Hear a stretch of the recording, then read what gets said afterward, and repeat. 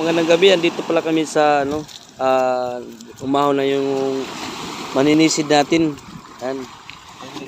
Ito pala yung nakuha niyang isda. Ayan oh.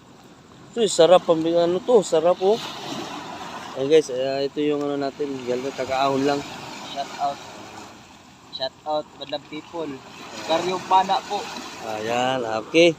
So, thank you. Pampulutan daw to. At paano may kami. At enjoy at magandang gabi. Ito na yung nakuha natin na linis na. Ang gagawin natin to pare? Escabeche. Uy, sarap yan. Ay, pangpulutas lang natin.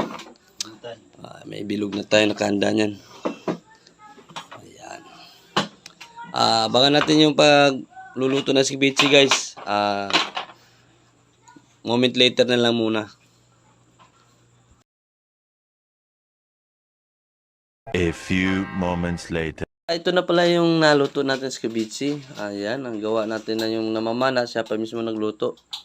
Kasi dayo kasi tayo dito eh. Ayan oh, sarap oh. Ayan.